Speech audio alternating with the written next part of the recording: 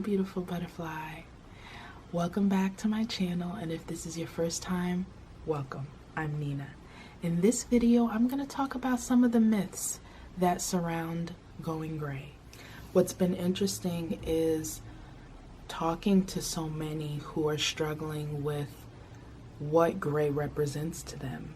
And I'll sit here and be honest, some of the myths that I had about going gray were, I'm gonna look old. That was the number one thing. I'm gonna look old. And I want a lot of people who see me now are like, oh my goodness, you're so confident, and it just really goes to show that we cannot compare our beginning to someone's end, or you're in different chapters of your journey.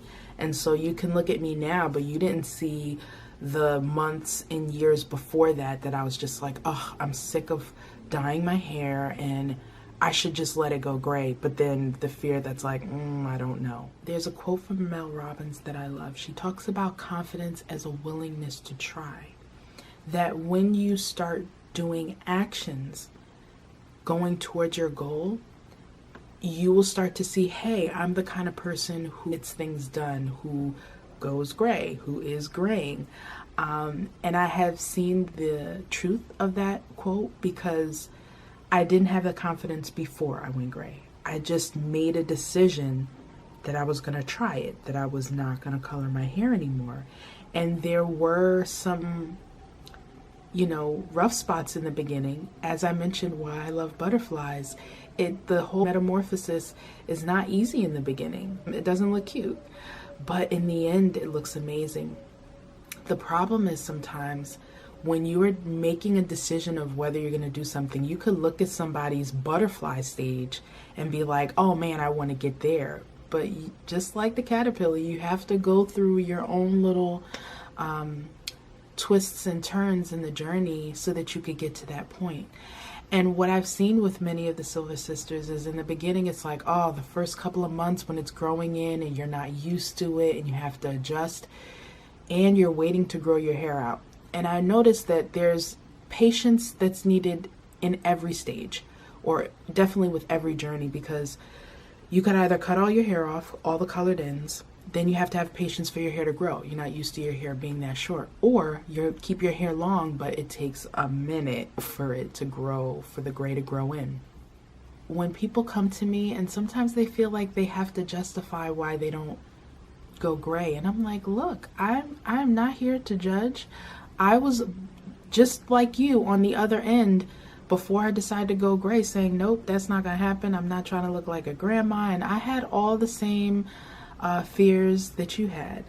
But the interesting thing was, it wasn't until I tried that I am now feeling more me than I've ever felt before and comfortable in my own skin. So it's amazing, because I will tell you, when I first went gray and I saw those roots coming in, I was just like, it is a shock.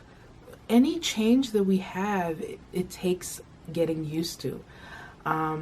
And my son taught me this too, becoming a mom and seeing the stages. Like when you're an adult, you keep thinking like, oh, I knew this all my life. No, you didn't. You had to learn, and you're just at the other end now. But having a child has shown me from the birth to, the growing stages, all the things you have to learn. So learning doesn't stop when we become adults. Learning is as long as we are alive. So, you're learning how to see yourself with a new color of hair. I think the biggest thing with gray is there's a stigma attached to it that gray means old.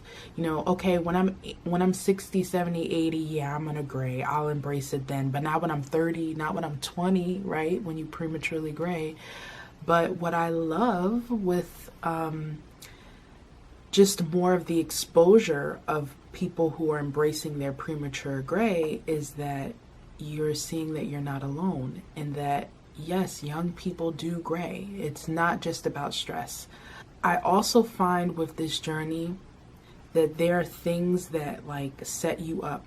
I'm thankful I went natural first, because that step kind of built me up for going gray. Now, I will say that both have their own distinct things about them, each journey gray, because I was like, okay, I chopped my hair before, I've dealt with this before. That's another thing about different seasons and things we go through. It's amazing how each one sets us up for whatever is going to come next.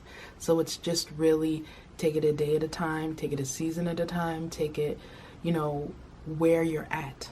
Instead of, it's good to have a goal that we're looking forward to, but not focus so much on that we don't even enjoy this journey. I remember even when being natural, people were like, enjoy the big chop stage, because then there's an awkward length stage, and you know, then your hair gets longer, and then you miss the short stage, you know. Or if you big chop the first time, you're so worried about growth, you didn't enjoy the freedom of not having that much hair to deal with. So when I did the second big chop, I enjoyed it a whole lot more. And as you can see, I'm sticking with the shortcut for right now because it's very convenient. So that's the first installment that I just wanted to talk about some of the myths I had when it comes to the gray hair journey. Just stay the course and know that you're not alone. And if you have any questions or you want to express some of the struggles you've had, please do so in the comments down below. Also, like and subscribe. Notifications also, so that you could be alerted when I have a new video. Thank you so much for watching. Have a great day.